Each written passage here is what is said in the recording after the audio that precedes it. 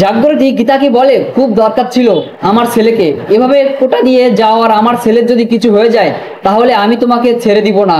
গীতা আজ শুরু থেকে বলে, উনি যদি আজকে কোর্টে না যেতেন তাহলে শান্তিক মুখার্জির অপরাধী হয়ে যেতেন।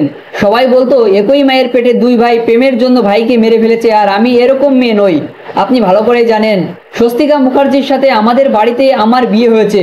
জাগরুটি গীতাকে বলে, তুমি এইসব কথা বলবে না, তুমি ওই বাড়িতে ঢুকবে না। গীতা বলে, আমি ওই বাড়িতেই যাব। স্বস্তিকা মুখার্জির হাত ধরেই এরপরে সে কি তাকে ডেকে নিয়ে যায় এবং এগিয়ে গীতা দেখেছে স্বস্তিক গীতা বলে ডাকছে, ইঞ্জেকশন দেয়। স্বস্তিক ঘুমিয়ে পড়ে গিয়ে থেকে বেরিয়ে এলে জাগরতী কি তাকে বলে, আমার ছেলে যদি কিছু হয় তাহলে আমি তোমার নামে মামলা দায়ের করব।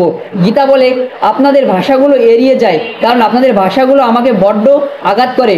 সে কি তাকে বলে, শ্রদ্ধা যখন উঠে যেতে পেরেছে ও খুব তাড়াতাড়ি সুস্থ হয়ে যাবে, দেখো। এই বলে যে তাকে জড়িয়ে ধরে তারপর অভিজিৎ মুখার্জি কি তাকে ফোন করে বলে, তুমি কিন্তু এখনো যেতেনি, সস্তার বাহবা পাওয়ার জন্য তুমি বোঝাবাল দেবীকে ইউজ করেছো।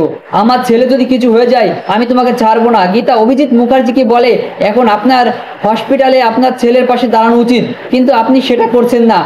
ফাঁকা কলসির আওয়াজ বেশি, পরের দিন আমি আপনাকে বুঝিয়ে দিব যে আইন কাকে বলে। এই বলে ফোনটা রেখে দেয়। যা গুলো থেকে থাকে বলে, তুমি এখান থেকে চলে যাও, এখানে আর আসবে না।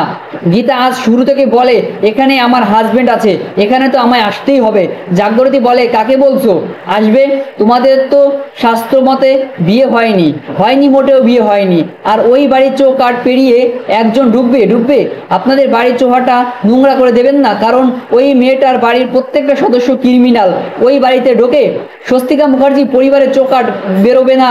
এই বলে গীতা সেখান থেকে চলে যায়। ওদিকে অভিজিৎ মুখার্জি কৃপানকে বলে, আমি এখান থেকে তোমাকে বের করব, আর বের করার কারণ ওটা যেন পৌঁছাতে না পারে। কৃপান অভিজিৎ মুখার্জিকে বলে, আমি এখান থেকে বেরোলে পদ্ম গীতা সবার সাথে হিসাব বাকি আছে, তাকে আমি খালাস করে দেবো। অভিজিৎ মুখার্জি বলে, যা করবে সাবধানে করবে। এই বলে সেখান থেকে চলে যায়।